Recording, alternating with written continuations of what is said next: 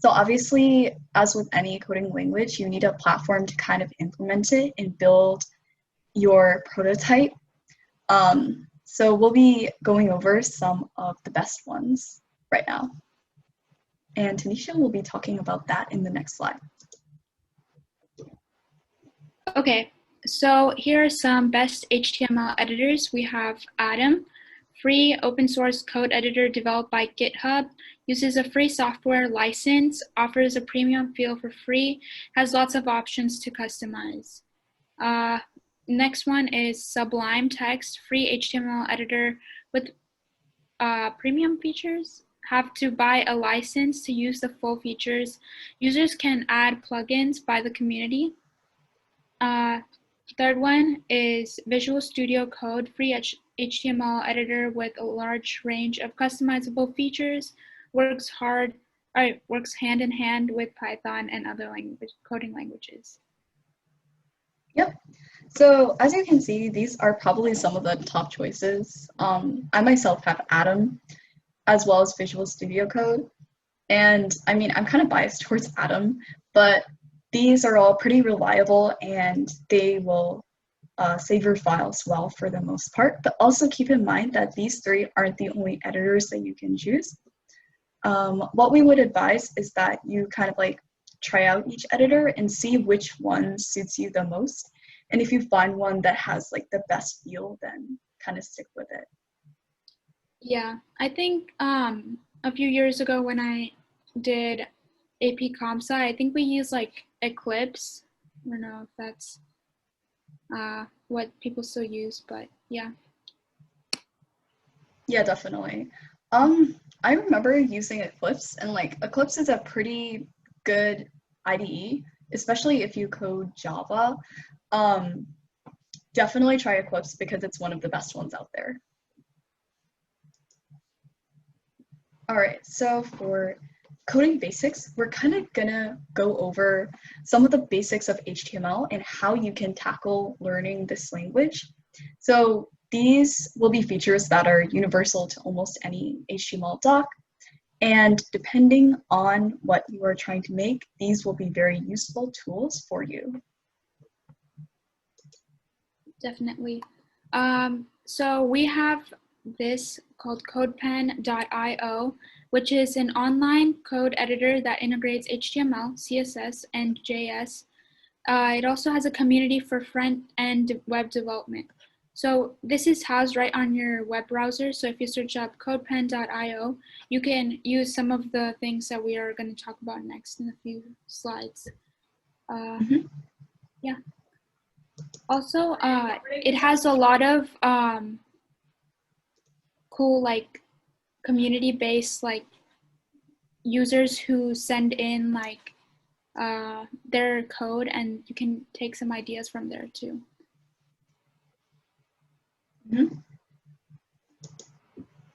So first off, we have tags. Tags are essentially used in all HTML elements pretty much.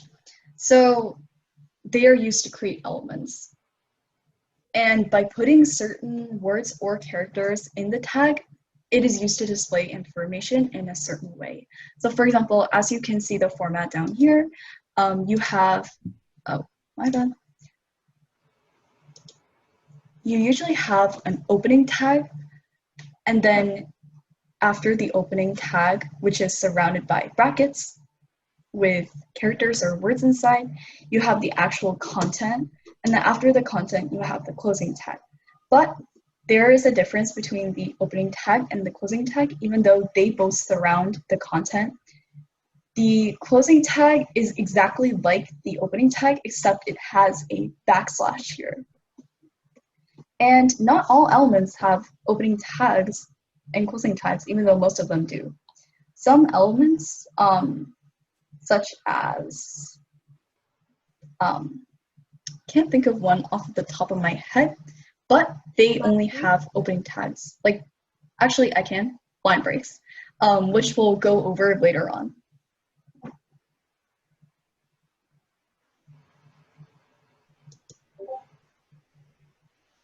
Okay, so we are going to be talking about page structure. So The doc type HTML declaration defines that this document is an HTML5 document, and this is usually the first thing that's on that you have to put when you start coding. The next is the HTML element is the root element of the HTML page. That goes right underneath the doc type HTML. The head element contains meta information about the HTML page. The title element specifies a title for the HTML page, which is shown in the browser's title bar or in the Pages tab. This is also, if you do write title, it doesn't actually show up on the page. It's like as a, on the tab, that's where it goes. It's not like an actual text that shows up. Yep. And for the most part, all of these are pretty universal to every HTML document. So regardless of the content, you do want to declare that you have an HTML document. You want to have the HTML head tags as well as the title tags because those are very important to creating some structure. Next, we have page structure part 2. So we have a tag called the body tag, and what this does is it defines the document's body, and it serves as a container for all of the visible content, such as headings, paragraphs, and images. And the body tag is really what you need in any HTML document. You also need a head tag, which kind of establishes like crucial information before you start creating content. Like for example, the head tag would have links to any other files that are incorporated into the HTML file, like a CSS file or a JS file, JavaScript. And also we have different styles of text. So we have the H1 element, which defines a large heading. And as you can see in the image here, H1 would probably be like one of the most important text on the page. Like for example, if you were writing a web page about the different breeds of dogs, you would probably say in H1, different breeds of dogs. And then you would have the P tag, which defines a paragraph. So then within the P tag, you would define like each breed of dog so that it's kind of like H1 is stating like the main category that you're talking about, and P is kind of like the subtext, if that makes sense. Yes, and then we also have text, which Tanisha will cover. Okay, so this is the text portion. The BR element creates a line break. That's what Amanda was talking about earlier. So you know how with every tag you have to have the opening tag, which is just the angle bracket, and then your like thing, BR. But this one doesn't have a closing tag. It doesn't require one. So if you just put that, it will create like a line break so you can separate your different like headers or your text. The I element wraps around text to make it italicized. So that's why if you want to like, if you are putting a quote on your page, if you want to italicize the author, you would just put the I tag. The B element wraps around text to make it bold. So if you want to put your header and make it a little more eye-popping, just put the bold element. So moving on, we will be talking about images and links. So essentially, you know how on some web pages you have like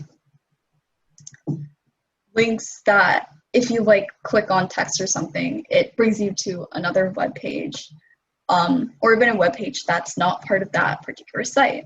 So you would have a couple of tags that are involved in this. the first one, most notably, is the A tag, which essentially stands for anchor. So the anchor tag defines links, and it's attached to an attribute called href, which contains the link to the page that when you click on the anchor, it will bring you to. And then you have the img element, which defines images.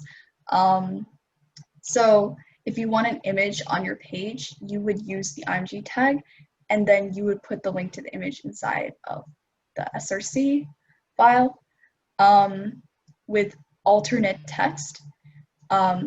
Actually, alternate text, I would have to like go over this.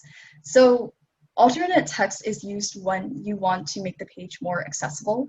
Like, for example, if you have someone who is a user who is not able to see, the fact that there's alternate text telling what the image is about will enable it to be read out loud to them, and they will be able to understand the contents of the page as well. You also have attributes called width and height, which are the width and the height of the image, and if you change width and height, then you can adjust the size of the image. So I guess now that we've gotten to a pretty good point in this webinar, does anyone have any questions so far about what we've covered? If you do, you can unmute your mic and ask us, or you can type it into chat, and we'll be happy to answer.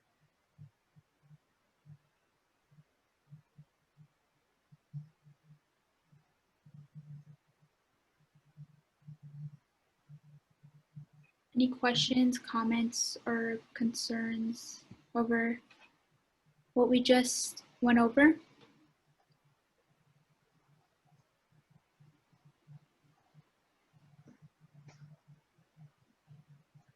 Okay, that's all right. Just keep thinking, keep those wheels moving in your head. Let's move on to the next slide in the meantime. Actually, there is a question. Will you be sending the presentation later on? We can definitely do that. We could share it in the email. Yeah, and Madhu is recording it, so you can maybe find it on our website. Mm-hmm. All right, so now we're gonna be- I forgot I had this because I was asleep. Whoops. I don't know. Let me check.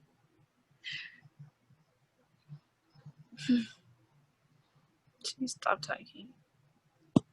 I think you're not muted, Alexa, so maybe mute yourself.